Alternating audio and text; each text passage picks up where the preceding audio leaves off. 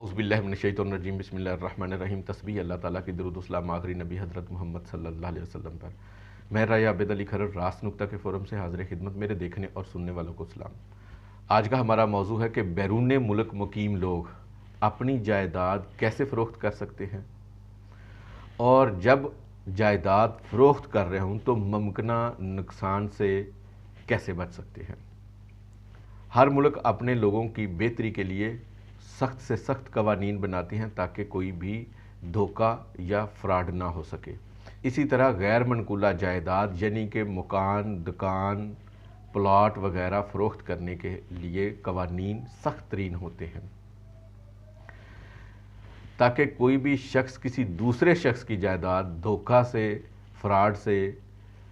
फ़रेब से फ़रोख्त ना कर सके और उसको नुकसान ना पहुंचा सके। लिहाजा एहतियात के तौर पर सख्त तरीन कवानीन बनाए जाते हैं ताकि बाद अज़ां बंदे की खुद और हुकूमत की वक्त, पैसा और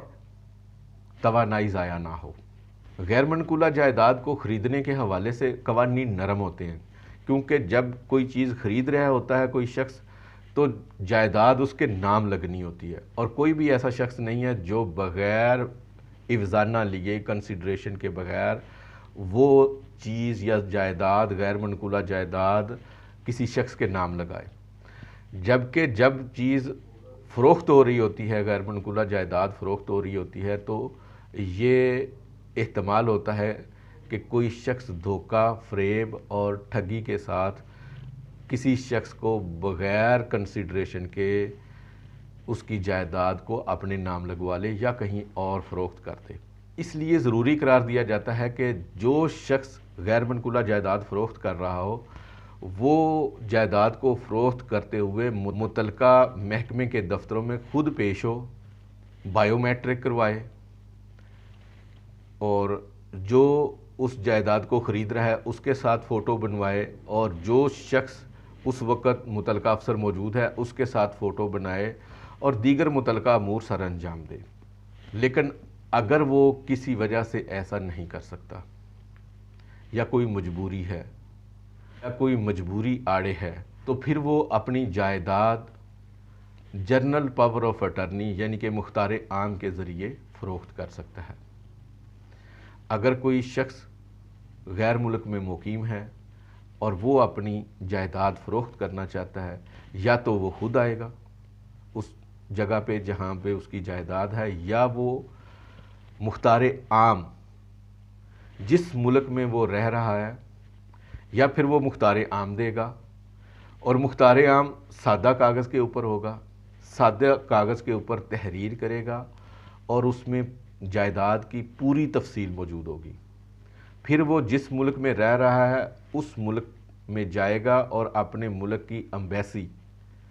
में उसकी तस्दीक करवाएगा,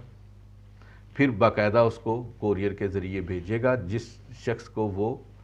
अटॉर्नी मुकर्रर कर रहा है, जिस शख्स को वो अख्तियार दे रहा है कि ये जायदाद फ़रोख्त की जाए। जब उस शख्स को ये दस्तावेज़ात मिलेंगे तो वो बाकायदा फ़ॉरेन अफेयर के ऑफ़िस में जाके तस्दीक करवाएगा और उसको फिर बाकायदा मुतलका सब रजिस्ट्रार के ऑफ़िस में रजिस्टर्ड करवाएगा, और सब रजिस्ट्रार के ऑफ़िस में रजिस्टर्ड करवाने के बाद बाकी का तरीक़ेकार जायदाद को फ़रोख्त करने का वैसा ही है जैसा कि आम तौर पे लोकल या वो शख्स खुद मौजूद हो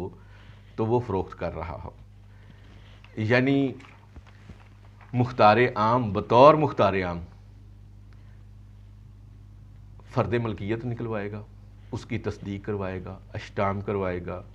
अष्टाम निकलवाएगा और फ़ीसेस वगैरह जमा करवाएगा, और उसको मुकम्मल तौर पर रजिस्ट्री वगैरह और इंतकाल करवा के देगा ताकि जायदाद को फ़रोख्त किया जा सके। बैरून मुल्क मुकीम लोगों को अपनी जायदाद फ़रोख्त करने के लिए और मुमकिन नुकसान से बचने के लिए चंद इक़दाम ज़रूर उठाने चाहिए। इनका मैं एक एक करके ज़िक्र करता हूँ। नंबर 1, मुख्तार आम में सिर्फ वही जायदाद की तफसील लिखी जाए जो जायदाद फ़रोख्त करनी हो।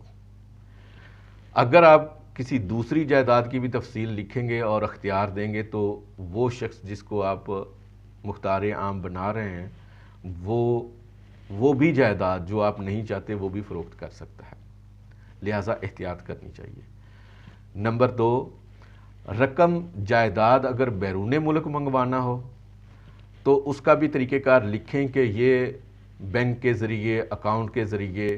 یہ بیرون ملک بھیجیں گے جس کو میں اختیار دے رہا ہوں، اور اس کی رسید بھی ساتھ بھیجیں گے اور اپنے پاس بھی ریکارڈ رکھیں گے، یا اگر کسی کو وہاں پہ کسی کو ادا کرنی ہو تو وہ طریقہ کار بھی ساتھ لکھ دیں۔ اگر ساتھ کوئی یہ جائیداد فروخت کر کے کوئی اور جائیداد خریدنی ہو تو وہ بھی ساتھ لکھ دیں، یا اگر یہ بھی لکھنا ہے تو لکھ دیں کہ اتنی رقم اس کو دے دیں، اتنی رقم اس کو، اور اتنی رقم یہاں پہ پہنچا دیں، اور اس کا پورا ریکارڈ رکھیں۔ نمبر 3، مختار عام جب کسی شخص کو دیا جا رہا ہو تو اس چیز کو مد نظر رکھنا چاہیے کہ جس شخص کو ہم مختار عام دے رہے ہیں اس کے حوالے سے ملک میں ٹیکس کتنا لگے گا، کیونکہ ملکی قوانین میں ایسی چیز کو ترجیح دی جاتی ہے کہ اٹارنی مختار عام وہ شخص ہو جو وراثت کا حقدار ہو، تاکہ بعد ازاں وہ کیس وغیرہ دائر نہ کر سکے۔ تو اس لیے ان کو چھوٹ دی جاتی ہے ٹیکسیشن وغیرہ کے، جبکہ دوسرے غیر قانونی وارث جو ہوتے ہیں، لیگل ہیئر ہوتے ہیں، ان کو اگر اٹارنی دیا جائے تو ہیوی ٹیکسیشن ہوتی ہے۔ اس چیز کو بھی آپ نے مد نظر رکھنا ہے۔ نمبر 4، آپ نے یہ بات بھی مد نظر رکھنی ہے کہ بطور اوورسیز بیرون ملک مقیم رہنے کے آپ کو اس جائیداد کو فروخت کرنے اور رقم وصول کرنے کے اوپر کوئی ٹیکسیشن میں چھوٹ ہے، اس کا طریقہ کار کیا ہے، یہ بھی آپ کو چیز مد نظر رکھنی چاہیے۔ اور 5ویں نمبر پہ میں آپ کو ایک تجربے کی بنا پر بتا رہا ہوں کہ بیرون ملک مقیم پاکستانی اکثر اوقات اپنی جائیداد کی قیمت کے حوالے سے نقصان اٹھاتے ہیں، کیونکہ وہ غیر ممالک میں ہوتے ہیں، تو جب کوئی جائیداد فروخت کر رہا ہوتا ہے تو وہ ان کو جائیداد کی قیمت انتہائی کم بتاتا ہے، تو اس طریقے سے بھی فراڈ ہوتا ہے۔ لہٰذا ضروری ہے کہ جب بھی کوئی جائیداد فروخت کر رہے ہوں تو سیکنڈ اوپینین ضرور لے لیں، کسی اور شخص سے بھی اس چیز کا ضرور پوچھ لیں کہ میری اس جگہ پہ جائیداد ہے، وہاں پہ جائیداد کی کیا ویلیو ہے۔ اس طریقے سے کوئی بھی شخص اپنے ملک میں آئے بغیر نہ صرف اپنی جائیداد کو فروخت کر سکتا ہے بلکہ ممکنہ نقصان سے بھی بچ سکتا ہے۔ امید ہے آپ ویڈیو کو لائک اور چینل کو سبسکرائب کریں گے۔